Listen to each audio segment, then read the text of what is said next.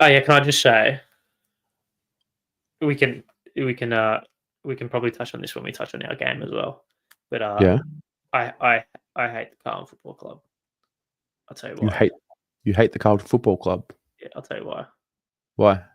Because they suck at being again. They've reeled me back in again. And what What? did it? What Yeah, did it was the bench cam. all in. Or like it could not be more all in. Like yeah, that where's that been? Well, to be fair, we haven't really had a I good don't win care. to. I want to see it for the losses. I would I would happily see it love for to see it for the losses. losses. Uh-huh. Uh-huh. But that I watched that and I'm so all in. It's like not even funny. It's amazing what a bit of footage can do. And like you see Zach Williams and you just see them Oh, all in sync, clapping at things in sync. Yeah. I tweeted. Yeah. I responded to their tweet. Fogarty's reaction to Haynes' spoil towards the end of the third, where he's jumped up off the bench to give the fist bump. I'm like, if you like, if you want your fans to jump on board Yeah. and to ride the way, like footage like that and content like that is just Yeah. A1. Yeah. Like Zach Williams' reaction to Hewitt kicking the seal, I just made a TikTok about it, is like that is just perfect. Rocco literally has nailed what I was about to say. It looks like they're buying in. It does. I mean, how is Rob Innes, by the way? And Yeah. I did not realize he had that much involvement, but he was very vocal, and I guess it's all about the uplifting nature about it all. But that was good to see he was really involved, and yeah, that it does look like they're buying in. Mate, I'm just happy that it didn't go the other way after 0-4 and the wheels fell off and we're sitting at 2-5 or 1-6 because yeah, I guess in retrospect, should we have been a bit more patient after 0-4? Or is it because of 0-4 that we saw the turnaround? Well, I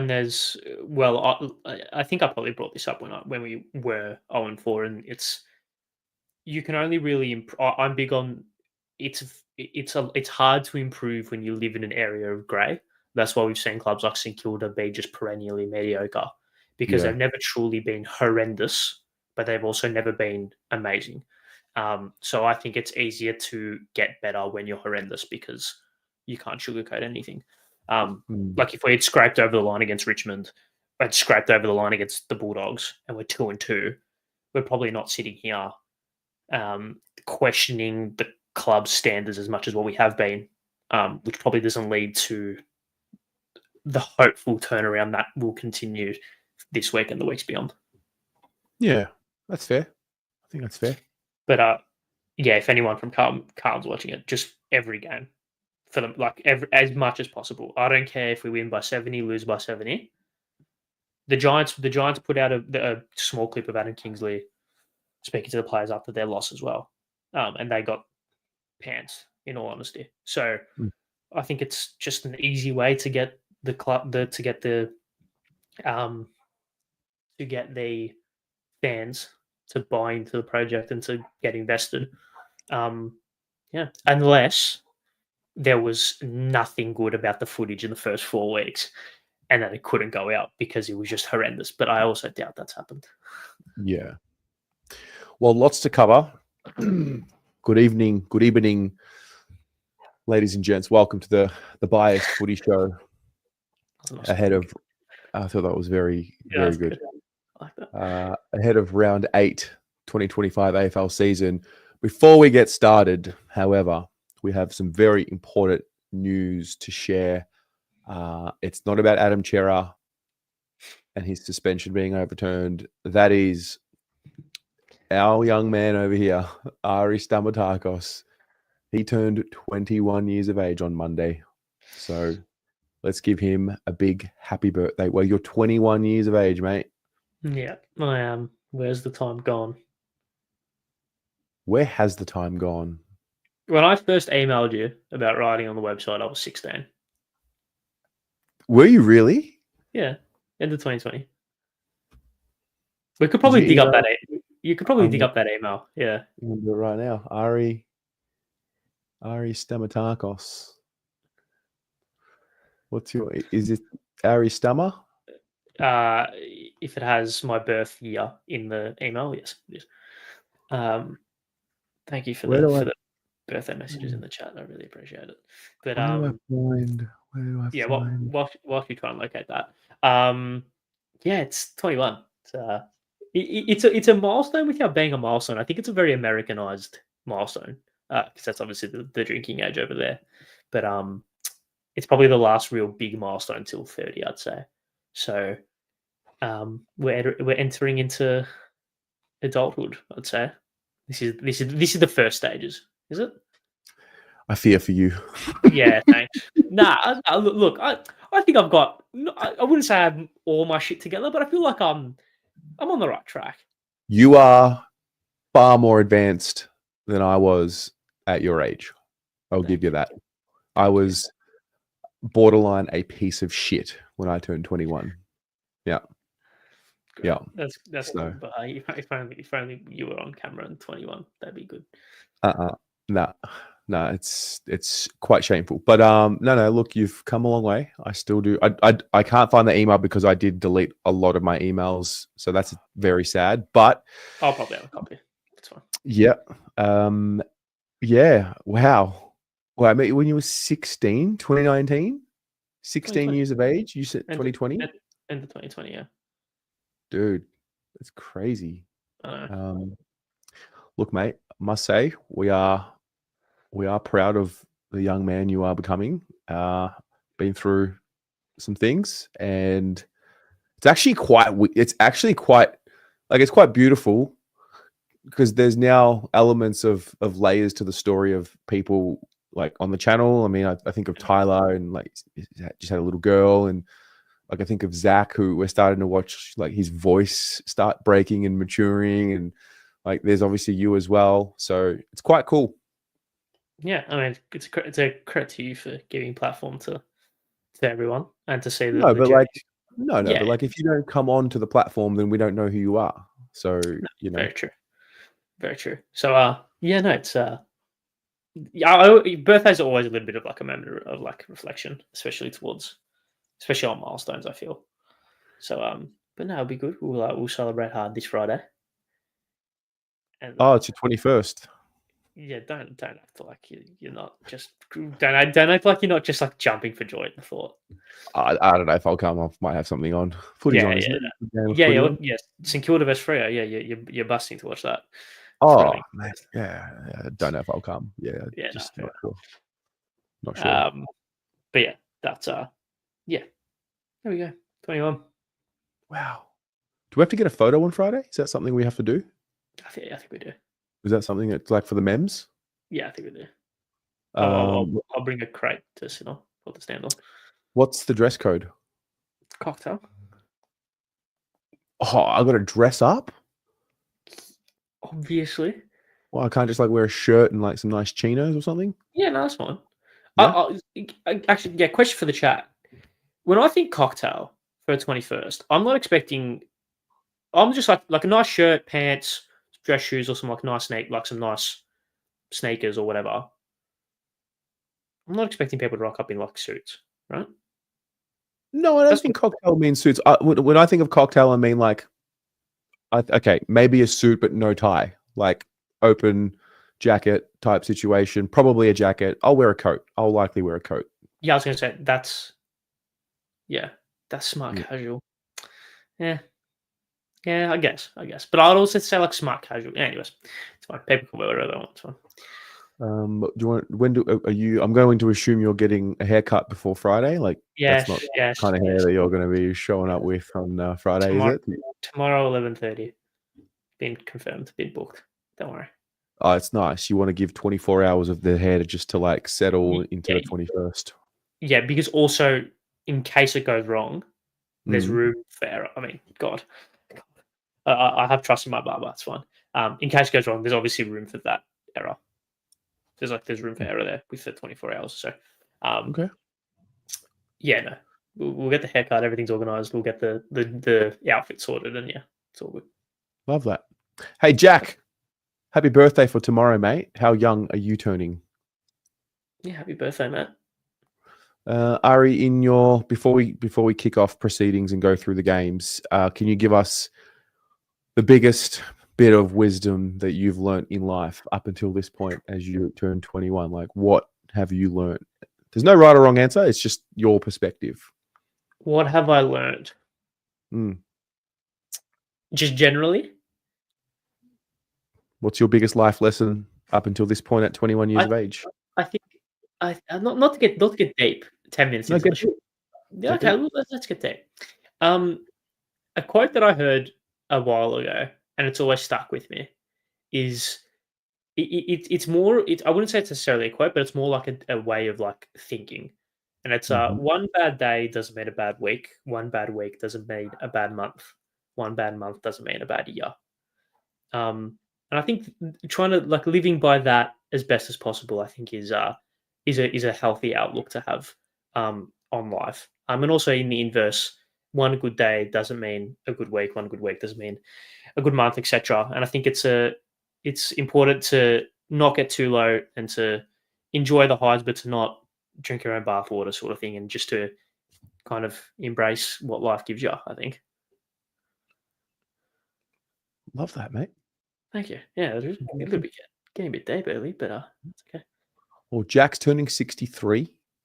Rocco You'll have some words of wisdom to share with us. Rocco's having his birthday on Friday. You know what, Jack and Rocco, what are your words of wisdom on your birthdays and what you've learned in life so far?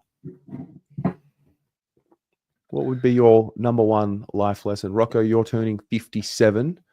57 and 63. What would you say are your biggest lessons to date in life, or one key one each?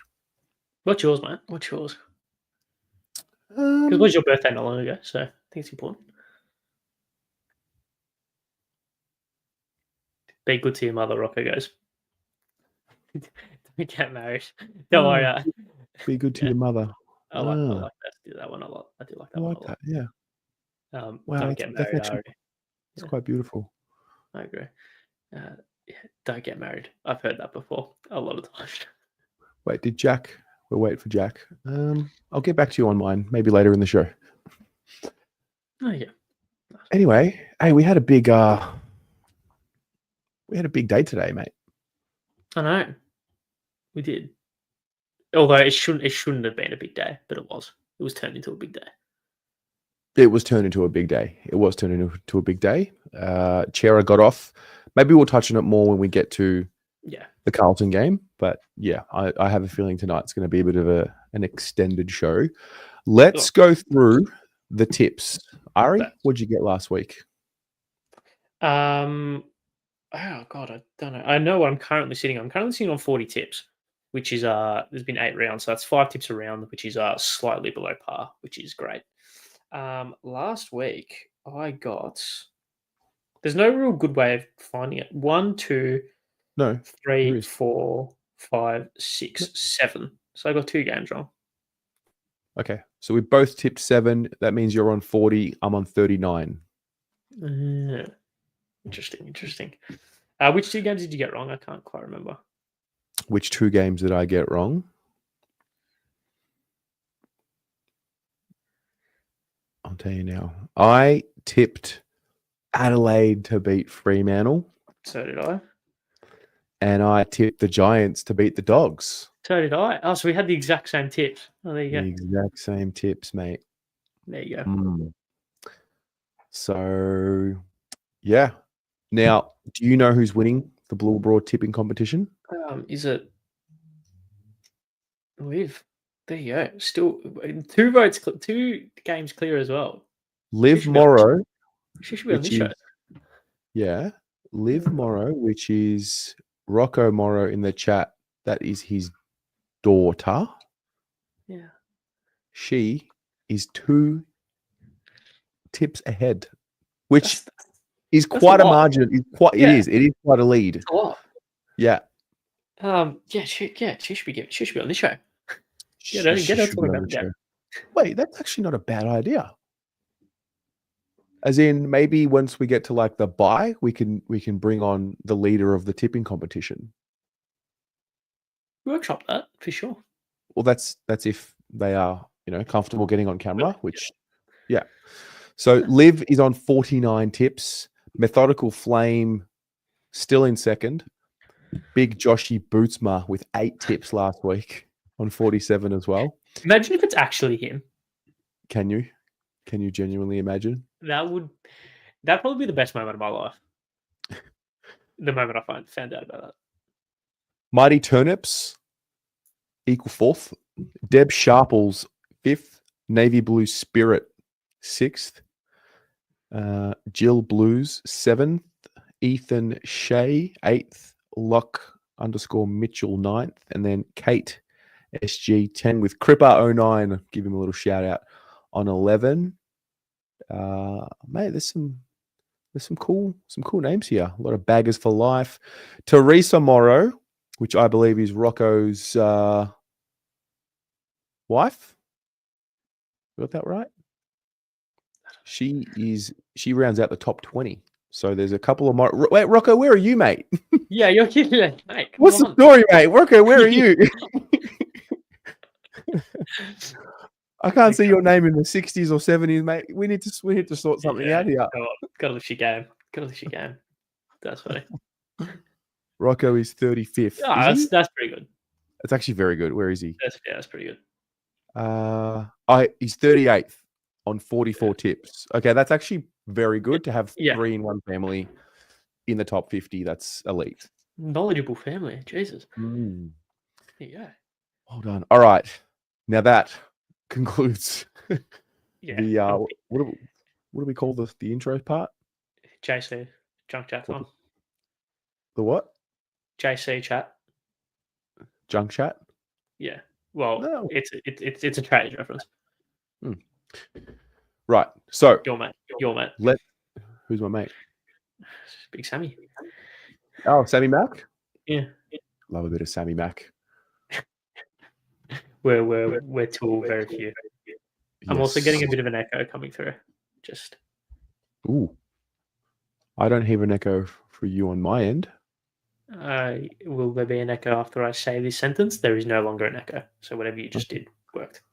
I didn't do anything, but okay. So Ari and Pat, let's start talking about round 8. We'll start with. We're going to. Look. Wait. Hang on. The link you sent me is for last week. Yeah, no, is it? That's no good. Great start, Ari. Well, actually, you know what? I'd actually go and say that's your fault for not checking before. No, you clearly didn't open the quality control, mate. You clearly didn't open the link. If you just let me apologize, I scrolled up too much and I clicked last week's link. So we're back on board. So my bad. Tomorrow night, Thursday, 1st of May, Essendon, North Melbourne at Marvel Stadium. This for a game that was just an afterthought, as all of a sudden had a lot of talking points surrounding it. Probably not necessarily the game itself, but definitely adjacent to it. Where would you like to start? Because where would you like to start? Let's go Curtis, Sheasel. We'll go with Curtis first. I guess Sheasel incorporates Corn in that as well. Yeah. So let's go Curtis, Sheasel, Corn. Game's gone soft. Yeah. Okay. You spoke about I tuned in and out of Footy Abroad last night. I know that you did speak about the incident. Obviously, 3 weeks given at the time, went to tribunal. That is 3. It was 3, wasn't it?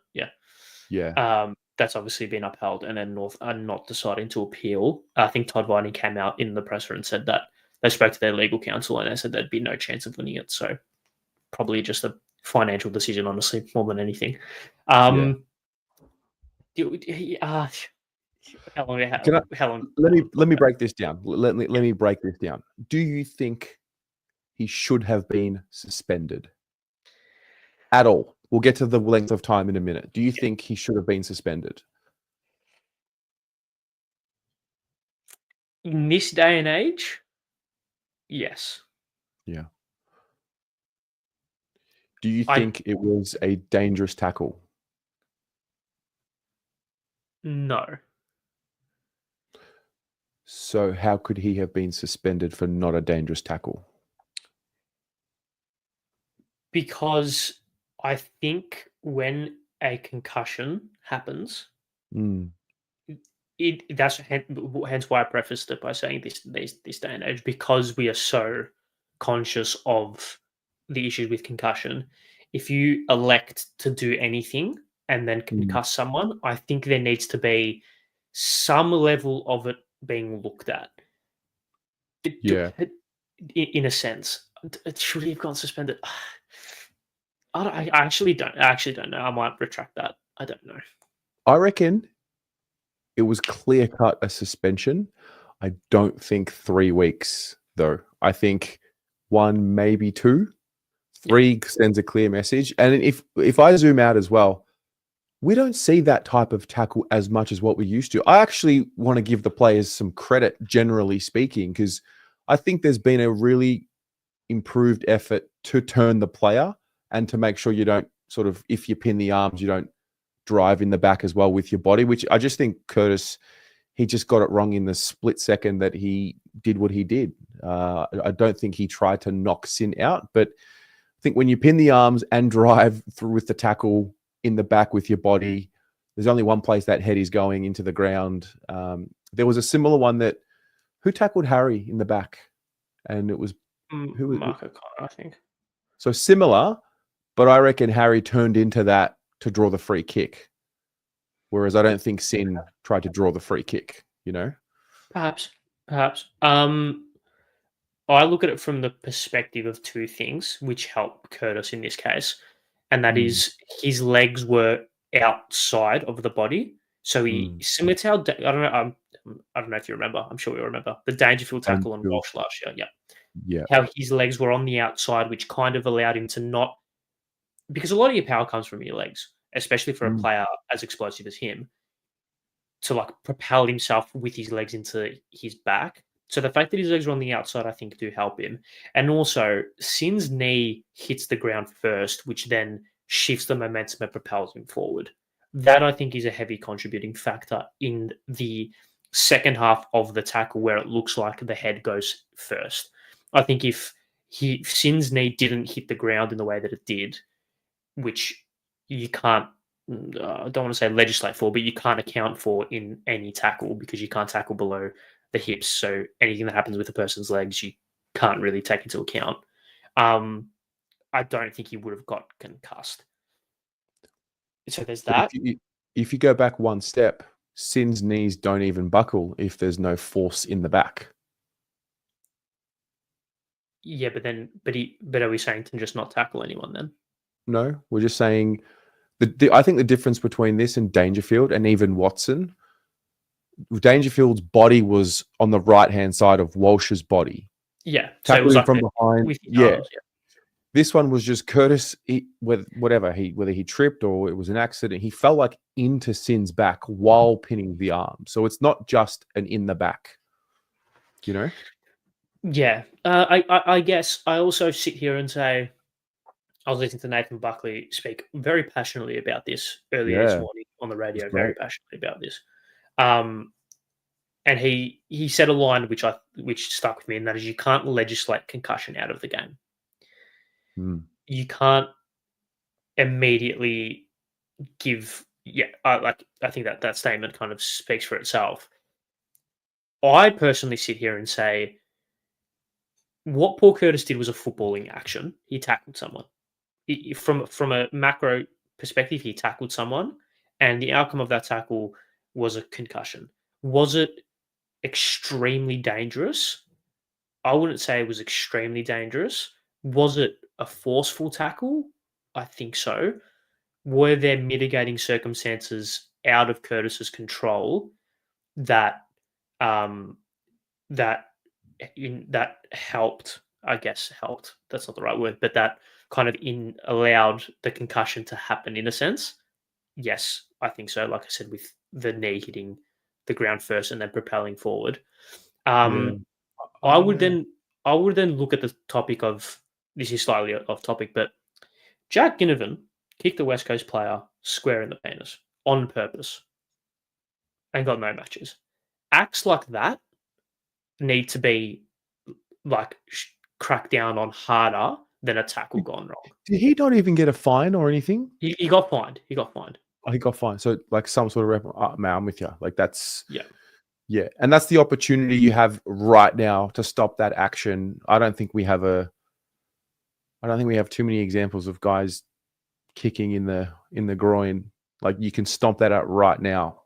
Yeah. Did you reckon yeah. give Jack a week? Well, according to the tribunal guidelines, it's a fine, because on the tribunal guidelines, it's body. It was intentional low impact to the groin / body, Yeah. which I True. think is a fine. I agree. But the tribunal guidelines, which we can touch on in regards to the Curtis case, I think is a backwards way of doing it, in my opinion. Yeah. I just don't think we see the Curtis action as much as what we used to. Would you not say we saw a very similar one in the Liberatore chase down tackle on Brad Hill? Oh, I'd have to say, I have to Yeah. remind me of when it happened. Last week, so the Easter Sunday game. Liberatore on who? Brad Hill. I can't remember this Ooh, absolutely direct, so this could be a bad comparison, but it was the most recent chase down tackle that was holding the ball and didn't cause a concussion that I could think of.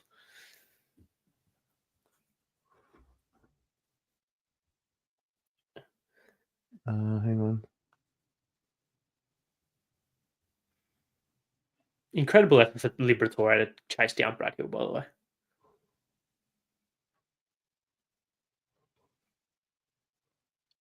So, okay, he hasn't pinned the arms.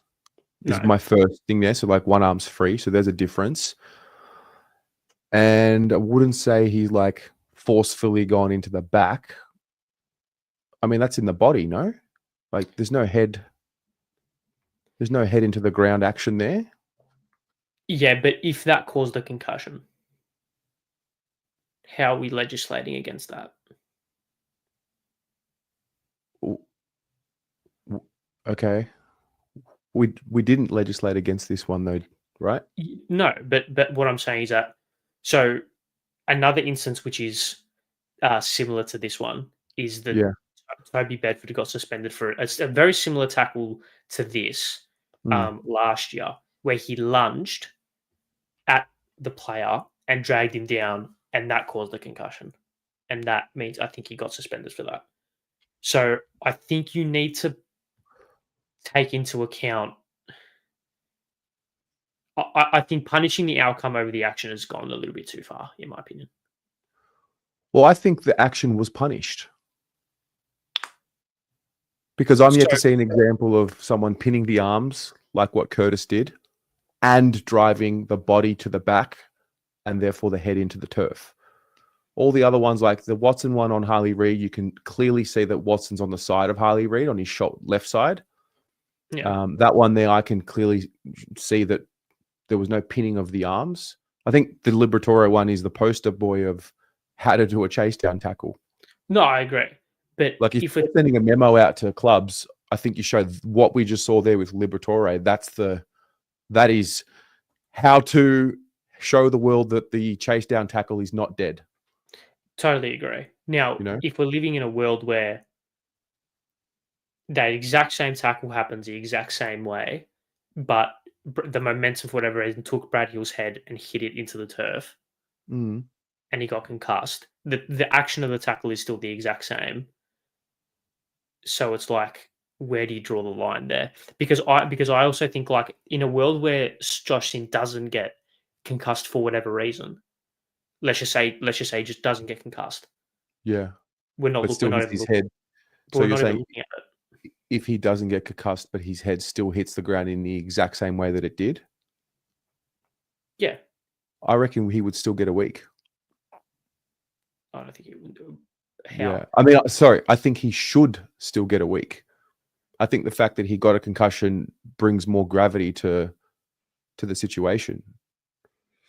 But I reckon, yeah, that's a great question. If Sin hits his head in the exact same way and for whatever reason doesn't get concussion, I still think that's a 1 week suspension because you pin the arms, you drive forward. I think we're looking at blaming Sin for dropping his knees. I don't think Sin dropped his knees. I just think Paul Curtis has executed a really savage tackle, which, you know what's unfair on him? The week before he was getting criticised for his lack of tackle pressure against Carlton. So it's tricky because he would have been sprayed during the week for, you know, his lack of tackling pressure, and a lot of North Melbourne players would have. And so, you know, he's tried to do the right thing. He's just executed it poorly. Yeah. So, I think we've punishing outcome over action pretty far. Yeah. I think 3 is too much, even though there was a concussion. I think 1 to 2, personally. So I guess this moves on to the point of should we scrap the current tribunal sort of thing, the way that it's done. I think it needs to be reviewed. I listened to Laura Kane this morning with Jared Waitley, and she essentially said the same thing. Like, we're open to reviewing the guidelines and the grading. She like said it without saying it directly. Yeah, I think it was really interesting. Yeah, I think there needs to be a clear divide between football action and non-football action. I know it's currently careless and intentional. I think you need to scrap that. It needs to be football action and non-football action. Why don't we bring back discretion? Yeah, in common sense. Yeah. As in, Christian is the head of the department. Yep, the Matrix, as the Matrix says, it's either nothing or it's 3 weeks. I think, you know, Christian shows some discretion and says, it does say 3 weeks, but I'm going to give it 2, or I'm going to give it 1. Yeah, and then in an ideal world that works, but then it just adds a lot of grey because you're just leaving it to one person's opinion. Well, we still are. No, because we're leaving it to a guideline. You and Michael Christian came, if you found Paul Curtis guilty, would have come to the exact same result under the current system. But if it was under a discretionary system, you could have come under a different result. Yeah. So from that, we get the outpouring of the reaction. So we get Luke Parker having a bit of a laugh. I did see Paul Curtis change his. I did see that. I did see Paul Curtis change his profile photo, and it's changed my perception of who I'm going to tip in this game. If I'm honest, do you think they're distracted? I think they're falling into the victim mentality. I literally had North Melbourne tipped, and then when Paul Curtis changed his profile photo, I was like, nah. And then when they started having a cry, having a sook because they said that Kane Cornes was bullying them, I was like, all right, like this is Essendon by 60 plus. Interesting. Yeah, it goes either one or two ways. They're either galvanized by it and come out backs against the wall, or they crumble under the pressure. So I guess it'll be interesting to see. I think it's clear to see your thoughts on the whole Kane Cornes stuff. Do I think Kane was bullying Sheasel? No. Do I think he was being provocative a little bit and challenging Sheasel to be better and challenging North to coach him better? Yeah. I don't think North are reacting to this one particular piece of criticism. I think they obviously feel like over a period of time they've been getting criticized, and I think they're reacting to that. It's a bit of emotions though. It's feeling. It's a bit of feeling amongst some of these clubs, you know. It's made this game watchable a little bit because now there's like some external storylines coming through. Can I just quickly say, I don't know if anyone's seen Harry Sheasel's response to it all on Dwayne's Board earlier today. As mature as a 20-year-old could ever speak about this situation, he's just a class act beyond anything else. If you're gonna play it now, it will speak for itself. But do you want to play it? Yeah, you can play it. You can play it. I don't think it goes for too long. Yeah. Is that playing? Audio. No audio.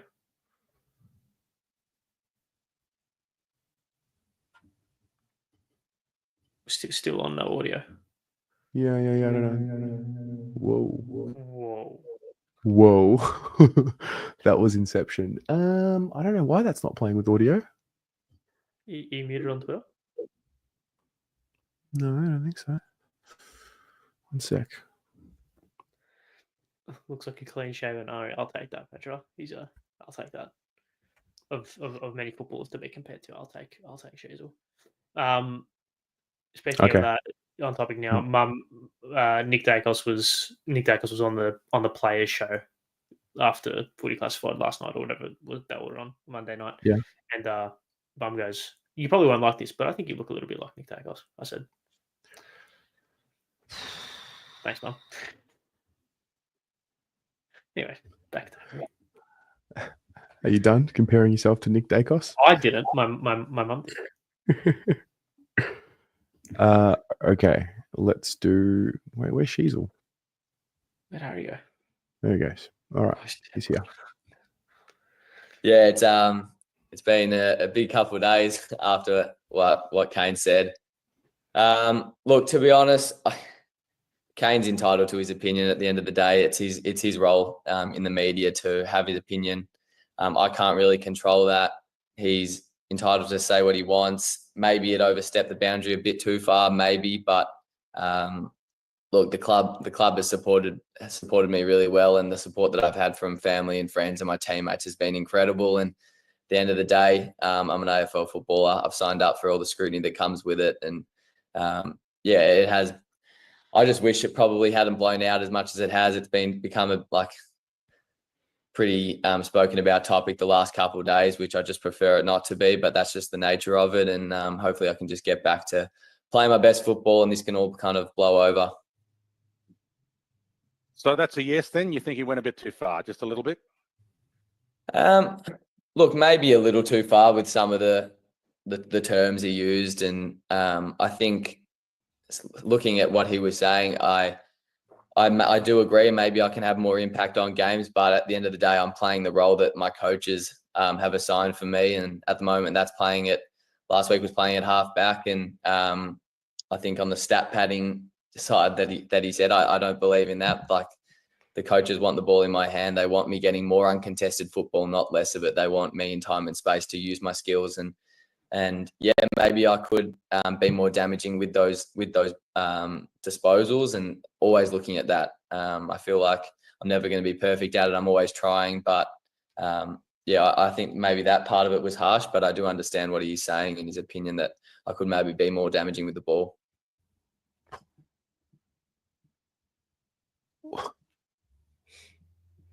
Mate, can I just confirm, how old is Harry Sheasel? He's younger than me. Is he? He's 20 years old right now. Yeah. Yeah. Mate, no one else needed to speak. Yeah. This should have been a club statement. Nobody else from North Melbourne needed to say a word. That was all that needed to be said. That's I saw that earlier today. I was like, wow, like, it's mature beyond his years by an astronomical amount. So I think you got to credit him for that as well, and the way that he's approached that. Because I think if he turned around and was like, and just had a little bit of a sook and cry about it, I think a lot of people would have been like, it's whatever. But the way he's approached that is outstanding. So is the line where Kane was calling them sheezy touches, is that the line? Do we not go there? Is that a little bit too much? I think it's akin to calling someone a name on the schoolyard. It's petulant. It's a little bit. It's nasty. I think I think it shows nasty intentions because you are. Yeah. I think that line, the sheezy ball, I think that's a little bit like, come on, he's better than that. But I think the criticism's a criticism, and he's entitled to his opinion. Yeah.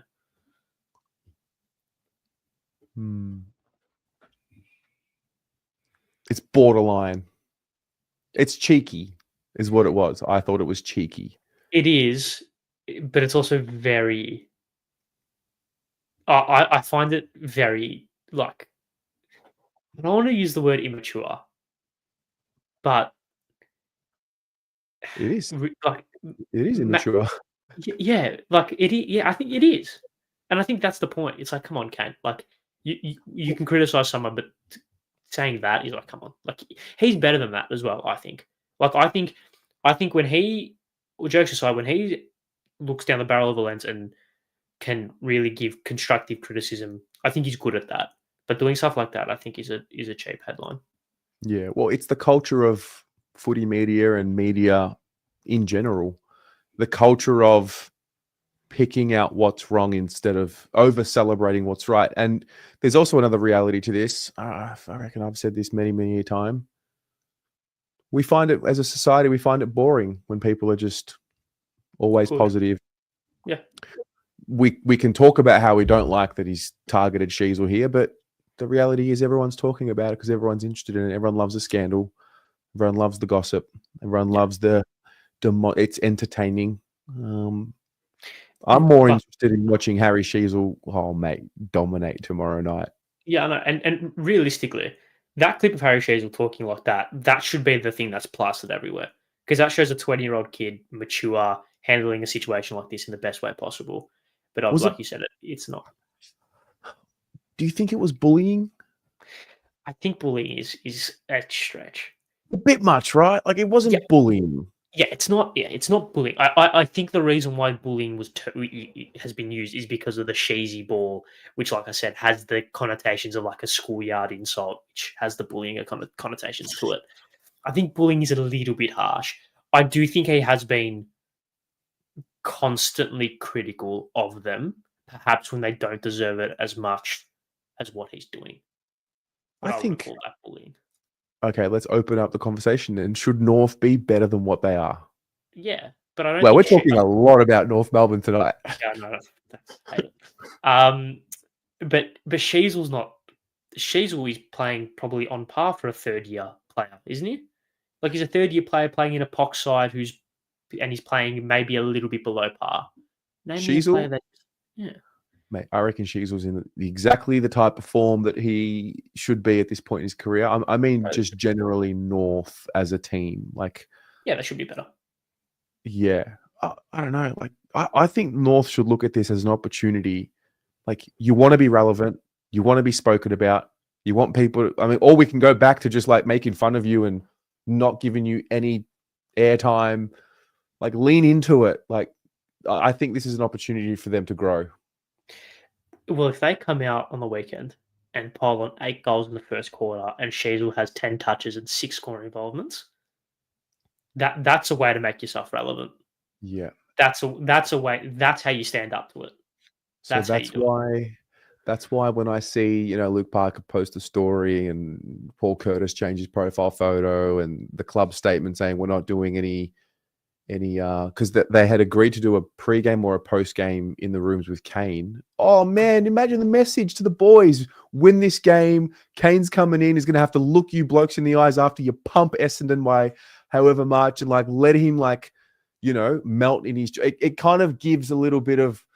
It was the easy way out to just block him. I would have lent into it and said, fuck this guy, let's win, and watch him have to come on national television and praise you and look you in the eye and call you soft and call you cheesy ball. I think there was an opportunity there, and for that reason, I am tipping the Bombers. Yeah. I'm tipping North. I want it. Yeah, I'm tipping North. Okay. I'm tipping North. Yeah. The ultimate way to stand up to a bully is by actions as opposed to words, especially in a professional sense. If even on the ground, if you're a full forward and the fullback's giving you a chirp and niggling you behind the ball, the best way to get back at him isn't to turn around and belt him in the face. It's to kick 6 on him in the first half. That's how you do it. Yeah. If North come out on tomorrow night and dominate, win by 10 goals, Sheasel has 40, kicks 2, that's the proverbial 6 goals in the first half. This is also an interesting point. Sheasel's been put to Rosie's been put to halfback. Yep. To get a bit of cheesy ball. Yeah. Yep. So and I also think he's gone this hard this week to distract from the Jason Horne-Francis stuff. I genuinely believe that. Genuinely believe that. Fair. So that might be the longest that we will talk about North Melbourne or Essendon as a preview. Yeah, what did we even write notes about this? The note. Second time this year, North have kept their opposition under 100 after dropping Logue and Core. That's actually a great thing there. Yeah. Bombers looked alright on Anzac Day for a bit when it was dry, so maybe the fast deck suits them. But Yeah. I'll be at the pub watching this. So that's good. At the pub. Yeah, 200 plus doing a live show, and I'm going with a friend of mine. Oh, nice. Oh, thanks for the invite. Moving on. Not going to entertain that fucking petulant nonsense. Friday night, Ari's turning 21. It's his 21st birthday party, and we will be watching. Well, we'll be partying and celebrating his 21st, and we might also be checking the scores. The Saints and Fremantle. You've written here, who cares? We both won't be watching. You really don't like St Kilda, do you? I think nothing of St Kilda, in all honesty. Lean into it. Come on. No. North's the team I can lean into, if anything. I actually don't hate St Kilda. I just find them objectively boring, which is fine. That's fine. I think Alex Toru was the most stiff out of anyone who was even cited from last weekend. Okay, are we gonna go down this rabbit hole again, are we? God, this is gonna be a 3-hour show. Just settle in, folks. 4 matches is very harsh, and I think. I mean, how long did you watch Ross Lyon's press today? I watched the most relevant part. Yeah, Ross is back, man. Ross the boss is back. That was venomous. Yeah. That had some bite behind it. I think 4 weeks for that is a little bit stiff. He did elect to bump, and then got him high, and he got concussed. Yeah, I don't disagree that a suspension, but 4, which I didn't realize kind of becomes 6 because of VFL buys. I didn't realize that. I tell you where Ross just took a little bit off when he went to mental health. It's like, oh, yeah, is that really part of, like, Ross? You had the AFL in the palm of your hands, and then you sort of when he brought up the Bolter stuff, I was like, oh yes, like that. Yeah, no, I was on board with that. I was like, stick it on the AFL for that. I was on board with that, and then the mental health was like, I just think it's a bit rogue. That's a bit rogue. So I don't mind Ross being angry Ross. I think that's good for St Kilda. Well, speaking of angry Ross, subbing Hugo Garcia off in the half of the second quarter after giving him a spray is the definition of angry Ross. Yeah, that's okay though. That's I think it's a very bold tactic. It's a very old school tactic to a public dressing down of a young player on the bench and then subbing him off halfway through the second quarter is an old school way of trying to motivate and trying to discipline. So whether or not we don't know, maybe Hugo Garcia is a player that responds well to stuff like that, and if he's not going to be dropped this week, so he'll play. If he comes out and dominates and plays really well, then I guess it worked. I guess we'll have to wait and see. Yeah. I really want to tip St Kilda. I will. I was a bit turned off by the end of Ross's comments. Just at the end, even though I thought he started so strongly, and then when he went to like Bolter and mental health, I thought, no, mate, not now, like not there. But I think there will be a vicious St Kilda playing on Friday night. I just don't know whether it's going to be there for long enough. Freo, I'm not convinced. I'm a little bit more convinced than I was this time last week. I thought David was very good on Friday night. I'll be tipping Freo. You'll be tipping Freo. So there's 2 tips that will be going different. I will be tipping St Kilda. Nice. All right. Then we get to Saturday, 1:20 p.m, Mars Stadium, the Dogs and Port Adelaide. The Dogs have won 4 out of 5 in Ballarat. Port are 2-0 when they play the Dogs in Ballarat. Wow. There's stuff for you. I am officially a believer in the Dogs. Their third quarter was scintillating on Saturday night. They The whole are, game. The whole game. but I think that third quarter where there was like 6 goals or 5 goals to 0, Yeah. was really good, really good, really. They're probably one of the better teams in the comp at playing to their strengths. I think when they get their game going, it's hard to stop. And they found a way without Darcy. Obviously, do you want to talk on Jamara? Do we just leave that? Because they found a way without their two young guns forward of the ball. Norton stepped up, and then they're getting a lot of goals from their midfield as well, which I think is only a good thing for them. It gives them just a lot of different avenues to go and makes them unpredictable. And they really destroyed the Giants in that third quarter, especially. But yeah, the whole game was very solid. I'm tipping the Dogs. I'll be tipping the Dogs as well. I really like my stat. Port Adelaide have not won a fourth quarter this season. The Dogs are 5-2 in last quarters. So if that goes a distance, then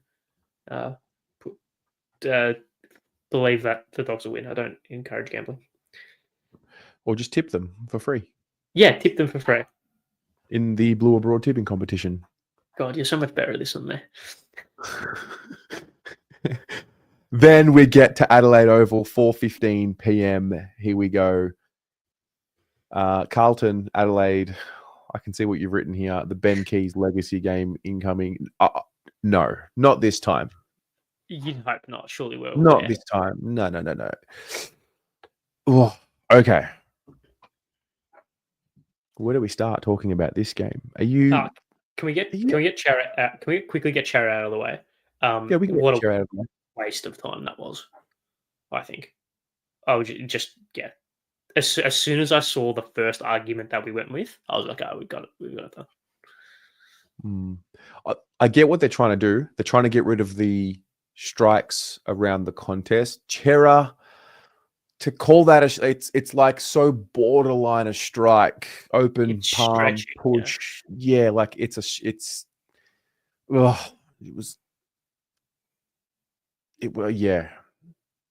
was harsh to call it a strike. It went through the process. In the end, the right decision was made. Totally. And that's ultimately all that does matter. Like, yeah, was there a bit of a waste of time? Like maybe, but also I think we use that as information moving forward. It's just like we did with George Hewitt last year. It was graded intentional. We argued careless. We brought it back down to careless and it was a fine. Thank goodness Chera's playing because he's been one of our more consistent players. Totally agree. And Mitch Hinge didn't get off for a very similar incident, which I think shows. It wasn't extremely similar, but the act itself was slightly similar. How? An open palm strike to the upper chest / neck / face region that are on the outskirts of a contest. Well, so the difference was that Hinge was the one making contact first. Yep. Not Brayshaw. And secondly, the hand was like this. Was it? Not like this. Yeah, it was. It was a little bit like this into the, yeah. Okay, there you go.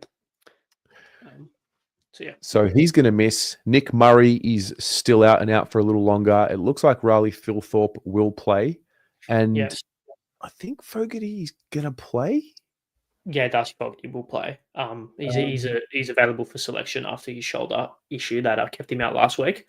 Yep. So the three-headed monster will play, although 2/3 of them will be slightly under an injury cloud. So yeah, obviously no Silvani. You assume a Lewis Young straight in, right? So before we get to Carlton, just want to recap. So Matthew Nix says about Darcy Fogarty, he's moving really well. Great sign for us. We missed his goal kicking on the weekend. Excuse me. Hopefully, Galithia Ipa. You ever heard that? Galithia Ipa, what? It means I told the truth. Oh. Hopefully, he can get through training for Das. We are confident he's going to be okay. The other one was Matt Crouch. He's out. Yeah, that just happened very recently, didn't it? Mm-hmm. Like, is it that got announced? Yeah. So a few things. Now, Sauce out, Williams out. Question, is it Lewis Young? I think it is. I just think I think profile wise, try to keep it as similar as possible. Yeah, and I think also, the whole selection integrity. Lewis Young only really came out of the side because Harry Mackay was ready to play. Granted, different role. Yep. However, Different role. if he plays with the same endeavour and the same spirit as what he played with forward of the ball in defence, more than serviceable he'll be. Yeah, I'm with you. Like, would he be the matchup for Thilthorpe? Lewis, stick on Thilthorpe and just spoil everything.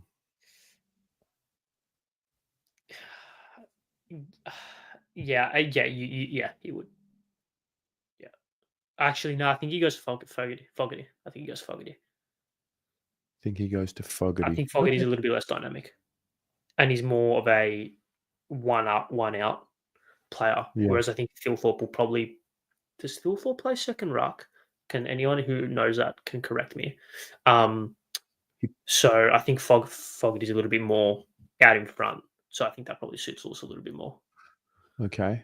And that will allow Wiedering to play on Tex.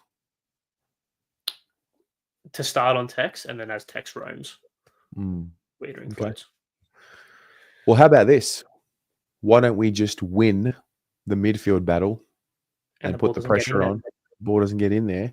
Exactly. Do you know we're one of the best teams in the comp at restricting the opposition's ball movement? Look, our defense is up there. Well, I'm glad you brought up defense because I was really proud of this stat that I conjured up.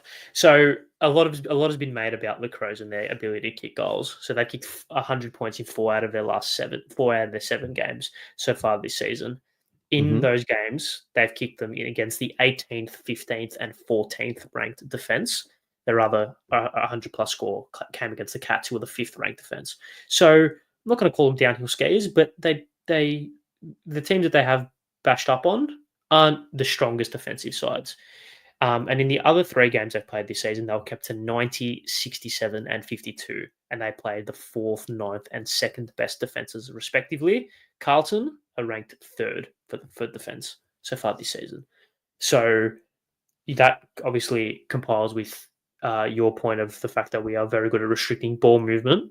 So knock on wood, fingers crossed, the dangers and the talent they have going forward, hopefully, shouldn't be realised as we put the pressure on and restrict good ball movement, which we have done, and is what has shown to stop them this season. I'm tipping Carlton.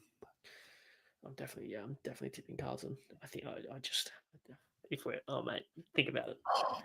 We win this week, and we rock up to the G next Friday. Mate, we fucking rock up to the G next Friday night against St Kilda. Those yappers.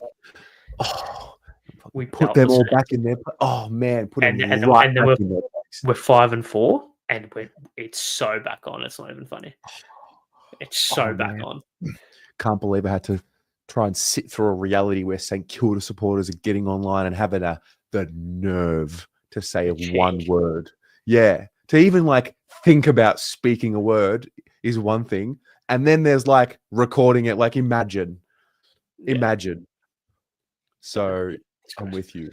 But 1 week at a time, beat the Crows. And then fucking hell, dude. MCG next Friday. Also, the Melbourne fans. Have you ever noticed when we play interstate and we come back to Melbourne, Melbourne's got a different energy in the crowd? Yeah. So, yeah. Lou in the chat who'll play on Ks, or just stop Ks, I should say. Yeah, John who'll play on Ks. I'll tell you, we have the best matchup. Who can we say at the same time to see if we got the same bloke?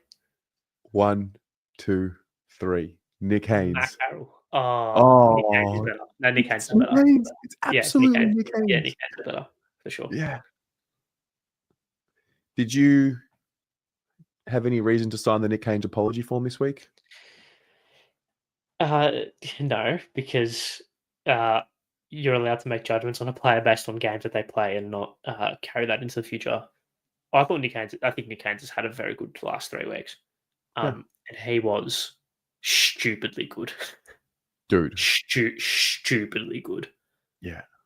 I think that's the role. Have him play on the mid-sized forward and have him just float off and dominate. That's it. That's it. It's Haynes on keys. Yeah, it is. It is. You're so right. Totally It's is. perfect. Oh, Totally is. all right. Don't get cocky. Don't get arrogant. Don't get excited. Just tip the Blues and move on with it. Okay. Yeah. But gee, when we're doing this show next week and the Blues are playing the Saints on the Friday night, different story. Yeah. Oh, okay. I'm getting way too fidgety and excited. There we go. Okay. Now, Saturday night, Collingwood against Geelong. Blockbuster matchup. Saturday night at the MCG. Pies flying. Geelong. They're going all right. They're still a great team. It was the worst Chris Scott had seen them play in a long time, and I'm glad you reminded me. I wonder why that might have been. It definitely wasn't because of the unrelenting four-quarter pressure that the opposition put on them and had a very sound and solid defensive structure which inhibited their ability to move the ball forward. It definitely wasn't that. Definitely wasn't that. You know what I've noticed after last week beating Geelong? Just footy fandom in general. When Carlton lose, Carlton fans say it how it is. We pick apart. We say exactly where Carlton went wrong, who played shit. We don't sugarcoat it. We criticize our team when we lose, and we give credit to the opposition. When other teams lose to Carlton, they do everything but give credit to Carlton. Yeah. So whether it was raining, whether it was it was raining. Whether it was I haven't seen our boys play that bad in a long time. Okay, well you lost to St Kilda, played pretty badly that day too. Yeah. Have you noticed that? Yeah. Yeah. I mean, it's not a Carlton game, but we were great on Sunday. Yeah. So anyway, because Chris Scott didn't want to take full accountability, I'm going to say the Pies will win. I think the Pies have been. I think they've earned the trust back. They've earned the respect back of the competition, and they look good. It's so annoying, but they're just so mature as a team. They just know what to do. Do you annoyingly love to watch Collingwood? No. I annoyingly love watching Collingwood. No, I don't. I can appreciate their talents and their ability and the way that they play. But I hope they lose every game. But I can sit there and be like, they're good. Annoyingly, they're good. Yeah, I mean, I also would love to see them lose too. Don't get me wrong, but I mean, the way they play footy and when they're at their best and when they're in sync, linked up, I love it. Nah, fuck them. Fair. So you're tipping Collingwood? Yes, I'll be tipping Collingwood. All right. Then we go to Perth Saturday night. It's actually at the same time, West Coast and Melbourne, Optus Stadium. What a blockbuster. Tune in for this one, folks. West Coast, Melbourne, the D's, 2 in a row. You'd hope they win, right? Surely. Yeah, I think the D's will win. Yeah, they've got to. They've got to. Any notes? You said here, what do we make of the Oscar Allen situation? They don't want to play him forward, even though he's probably their best forward. That's just weird. Yeah, strange. It's just weird. Just drop him. He's your captain. Play him forward. Make someone else the captain. No. Yeah, I'll do that. Or just play your captain in his best position.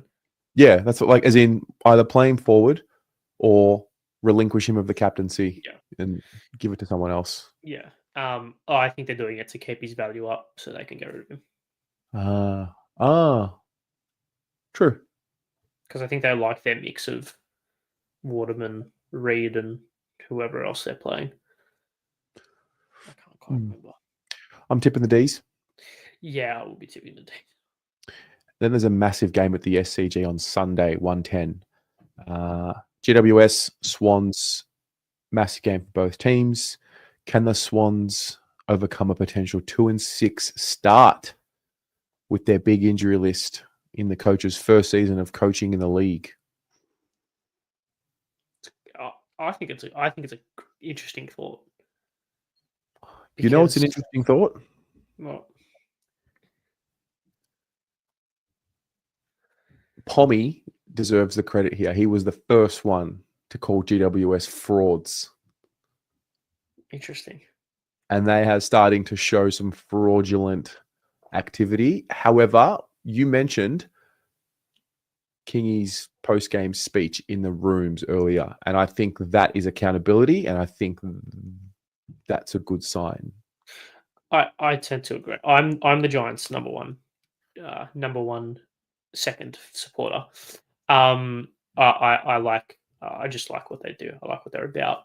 I think, although in saying that, I will say I think they're heavy downhill skiers. I think when they're on and when their handball chains work and they get that link off half back and the run from Ash and Whitfield and Callahan and Canelio and Kelly, and it's just unstoppable. And then you've got Bedford, Jones, Daniels forward of the ball. It's almost impossible to stop. And we saw that in opening round, and we've seen that in a couple of games this season. But when you can get through that, and when you can stifle that and beat them maybe out of the contest or beat them through transition, I think they struggle as a defensive structure wise. And I think they're beatable. They're definitely beatable. Like, as in by beatable, I mean like teams can pile on goals quickly against them. And I think we saw that on Saturday night. So if the Swans can get a bit of a run on, I can see this game getting close. I just think they're injured. I just think they're too depleted, the Swans. It's too much. Yeah, I don't know about their belief stocks. I'll tip the Giants here. Yeah, I'd probably tend to agree. Hawthorn, Richmond, Sunday, 3:20 MCG. Is this the easy kill that you're calling it for the Hawks? Well, I have Or a Mark as well. Hmm. Yeah, no, they'll win. Pretty convincingly, I'd say. They had West Coast last week. They get Richmond. Yeah, they'll win. I'll tip Hawthorn. I'm not going to tip Richmond. I'm going to tip Hawthorn. There's something in the air about this game. Really? Richmond have got. Maybe it's the Carlton supporter in me. I just think I look at Richmond now, and maybe because of what they did to us, it's like they can just pop up. Well, I think, and not to credit myself again, but I think the point that I've raised in the run sheet there is because their older players are all performing really well. It's giving the license to the young players to just play football. Like when you have Tom Lynch forward of the ball holding it down, Hopper, Taranto, Ross in the middle, Nank holding it down, McIntosh holding it down, Vlosten, Broad. These guys just playing their best. It gives security and it gives comfortability to the younger players to just play. And when younger players get that run on, we saw it against us, saw it against the Suns, they can go and they can just explode. Mm-hmm. Tipping the Hawks? Yeah. Hey, can we just circle back 1 second? I reckon one of us tipped the Anzac Day medalist. You did. Congratulations. Thanks, mate. Not that it means anything, but Yeah. Would you like a $27 Percy? I would. I'm waiting for you to, pick up your end of the bargain. But obviously, you're 21 now. You've become a man not of your word. It's your week. Jesus. How's that for a pot shot? No, it's your week, not my week. It's your week, so we can delay. We can delay toasties. Thanks. Appreciate it. And then Ari, Brisbane Gold Coast, Sunday, 7:20 p.m. It's late Sunday games. Thoughts? Yeah, not huge, but it's a public holiday in Queensland the next day, so Makes sense. So it makes sense. This will be, I think, Brisbane for sure. Really? Yeah.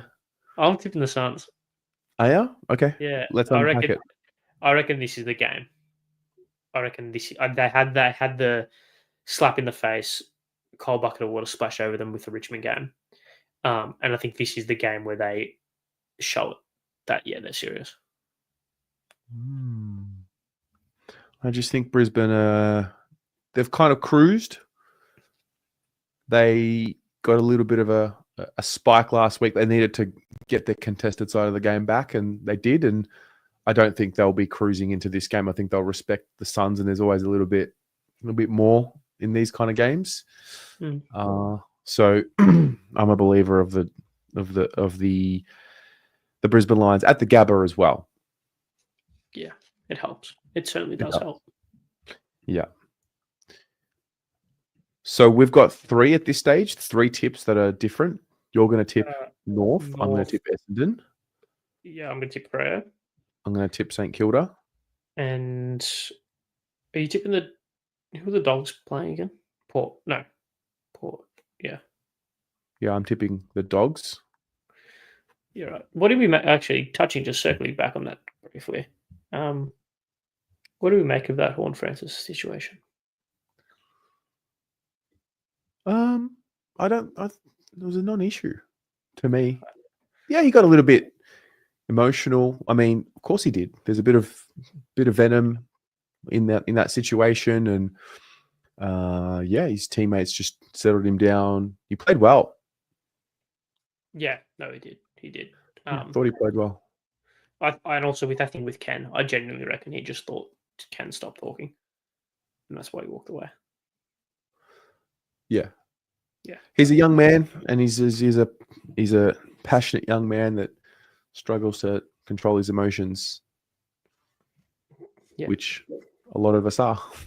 I'm 34, and I still have trouble controlling my emotions. Don't look a day over 21, mate. Well, you're 21. You are 21. Yep. And you have more facial hair than I do. So, is that by choice for you? I don't think if I tried to grow my facial hair, it would look like yours. Mine's not even that good to be patchy, but it's fine. You have to get through the patchiness to let it sit. So yeah, I don't have that kind of patience. That's right. Without it, I look 12, so I kind of have to do it. You know, I went to a bottle shop on Saturday. I got asked for ID 3 times in the 3 minutes I was in there. Yeah, I mean, listen, you just kind of got to accept that. Once at the door, I didn't realize I did that.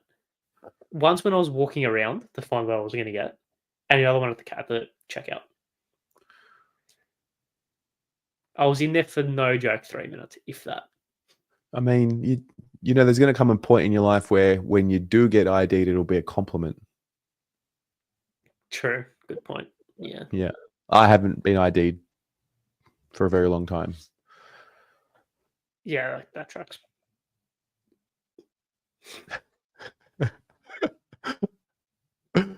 When you set me up like that, you can't expect it to just slam it down.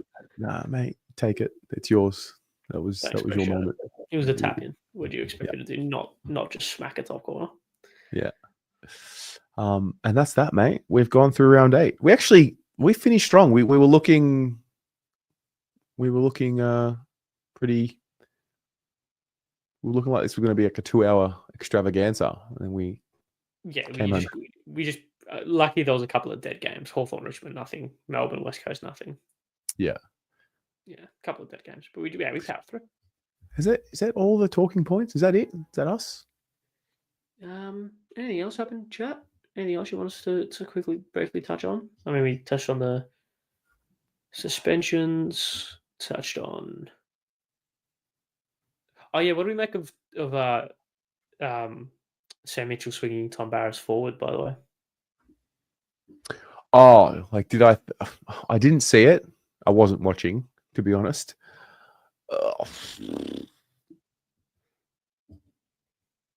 I don't know. I don't. I think it's so petulant. Do you think there was a bit of arrogance about it? Yeah, obviously. When was the last time? When have you seen Tom Barras go forward ever in his career? Yeah, and it just happens that he goes forward against his former team in the first time he plays against them when the game's done in the last quarter, and he's playing on a player that Hawthorn want to get over in the off season. Yeah. Are the Hawks flirting with danger? What are they going to be like smacked with a ruler soon? Now they'll be smacked with a 4-game losing streak. They're leaning heavy into this cheekiness that they've got.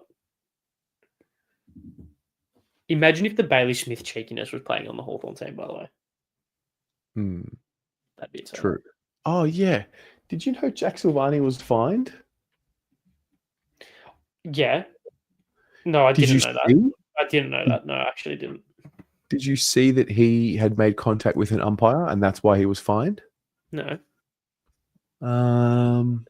How Also, are we giving free kicks away for umpire contact? Is that what we're doing these days? Are we giving free kicks for incidental contact against an umpire? Yeah, they're very hot on it. Extremely. Are we seriously doing that? They're extremely hot on umpire contact.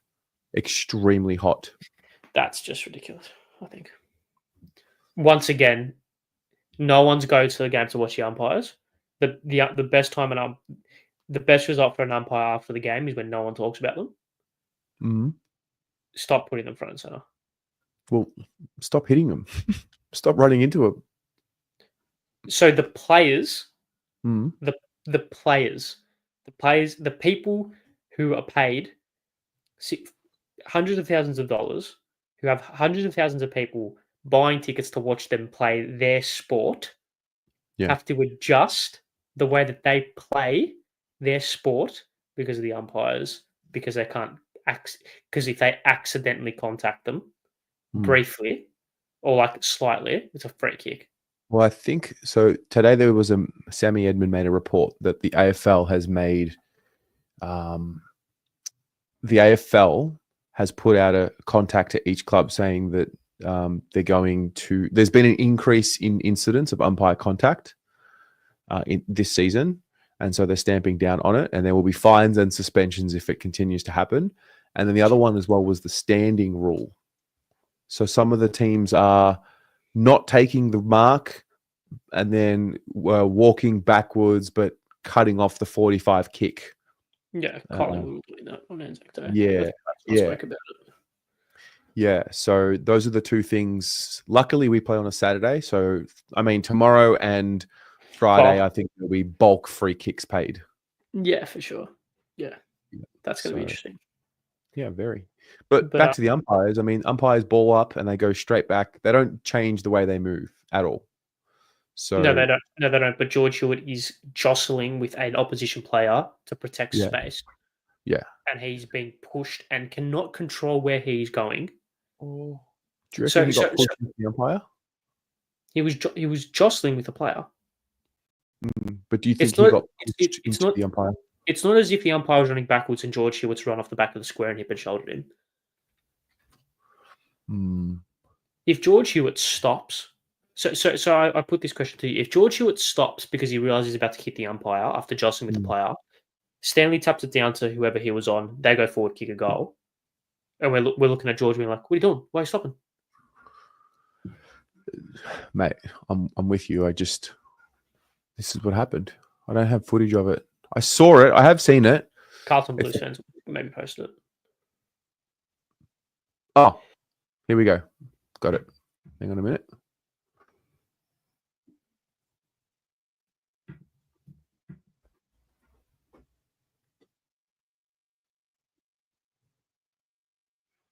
So Hewitt is on the left side, clearly jostling. Clearly jostling. He wants to go on that side, clearly. The legs. Okay. Does the umpire fall? Yeah. The umpire makes contact with Hewitt milliseconds after Hewitt is let go by Atkins. Milliseconds. Yeah, it's always been the onus on the players to get out of the way, though. It always has been. But that's ridiculous. Nah, I don't know if it is. No, it is. Because why is the umpire running backwards? Why isn't he running forwards? What do you mean? Why isn't he turning around? Like, do you know what? I get it. The umpire needs to run in a certain way, but look, look, they're basically standing on each other's toes, all three of them. But do you know what I mean? Yeah, I mean, but the umpires have never not run backwards after balling the ball up like this. I totally agree. But the players shouldn't change the way that they play because of the umpire's position.